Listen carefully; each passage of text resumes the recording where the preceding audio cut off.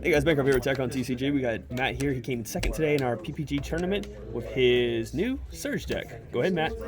Hey guys, how you doing? It's Matt. Got my new Surge deck with the Goku mechanic here. This was originally I more or less took this deck from my prior yellow Broly leader. It's the Heartfelt Plea mechanic with some modifications to add in a little more red and yellow. Though one of the ways I play this deck is I like to awaken at 5 life, and I don't like to go below 4. That's kind of my threshold, so there's a lot of negates and what have you to keep it defensive. But it's essentially designed to win around turn 3, turn 4, depending on how things are going. So here's the lead. It's a heavy draw mechanic, draw 2, discard 1.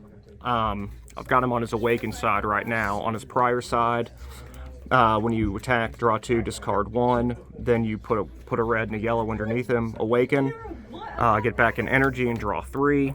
On this side, one of the really nice things about him with his 2 activate mains is you can do one of them and activate battle. So if you're on defense, you can essentially just neg all your opponent's abilities. It negs pretty much everything except for Victory Strike.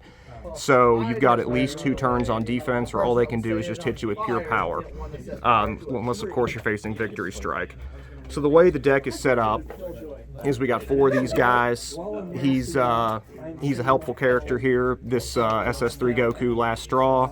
One of the nice things about this card versus the similar 1-drop Trunks where you crit a life and get him up to 15, or take a life to get him up to 15, is this one gets double strike, which I prefer a little more than giving your opponent crit.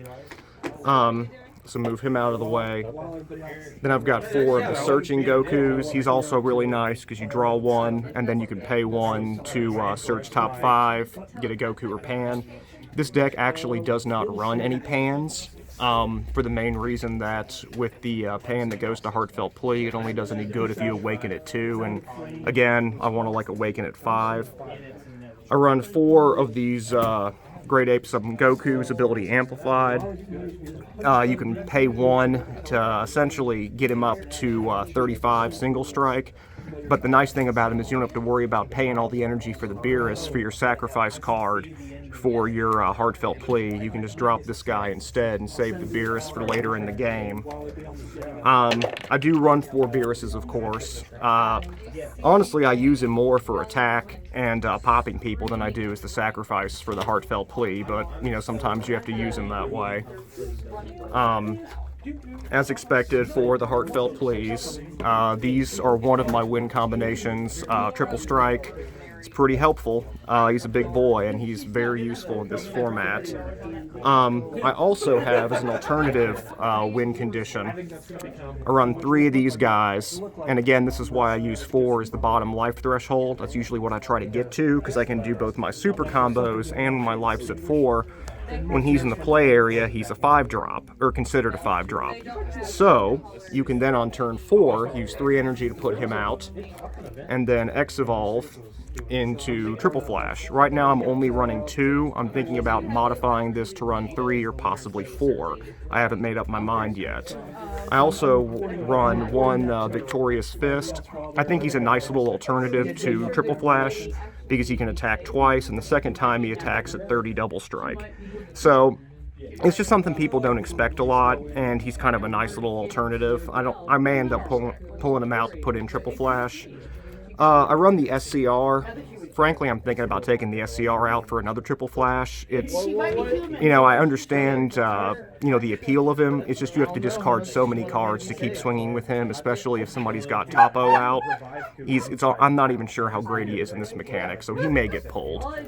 I actually won a game with old Creator Absorb tonight. It's just a wonderful pay 1 for a 50k single strike. People forget this card a lot, and it's helpful as hell, especially if you're playing an opponent with Warp mechanic.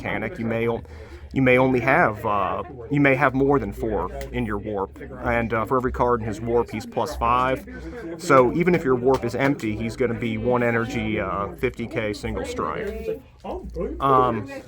4 Whis, standard energy fodder. Don't use them for anything besides that. Two Almighty Resistances. I thought about putting some Denials of Hope in, but I think these are a little better since this version of Heartfelt Plea doesn't allow for the restand, since I'm not using the Broly leader and since I'm not using the Pan. I think the Almighty Resistance is to ensure that the Heartfelt Plea or the Triple Flash Swing gets off. And then I've got a lot of counters. I've got one, is that all you've got? I've got 3 Nimbuses, which I still maintain is the best counter in the game. Usually I'll neg the leader and just try to survive whatever big boy they're going to swing with their battle card. 3 Time Magics. We all know how Time Magic works. It's just another really useful negate. And 1 Topo. Again, we all know how he works. I hate paying 2 for a negate, so I usually only run 1 of him at most. I also run another 1 After Image. Again, just keep the negates in hand and in the game. I run 3 Strategies of Universe 7. This actually won me 2 games, and I'm probably going to mod the deck to include a 4th Strategies of Universe 7. It is essential to get this off because there are so many mechanics right now whose leaders on their backside will KO one of your battle cards. This prevents your red Saiyans from being chosen. So this keeps otherwise it keeps the Heartfelt Plea in play for another turn, because if you don't get the Strategies of Universe 7 off, it's probably greater than 50% he's going to get negged or chosen or sent to the warp or God knows what else. And then finally 4 super combos. I just threw the deck together this afternoon, so I don't have a side deck yet. If I go a side deck, I'm probably going to put in Negative Energy Dragon Balls, and I'll probably put in some more Topos. And beyond that, that's probably the general idea of what it's going to be going forward. It's a good deck. Came in second in a tournament of 14 people, almost won. And I'm pretty happy with it, all things considered. If you have any questions, leave them in the comments, and I'll try to answer as best I can. But if you're watching this video, you probably know the game better than I do. Thanks. I love Matt. Thanks, Matt. Like always, hit the like, subscribe for more content. And like he said, if there's anything you guys have questions about, put it in the comments. And he's not here, so fluff out.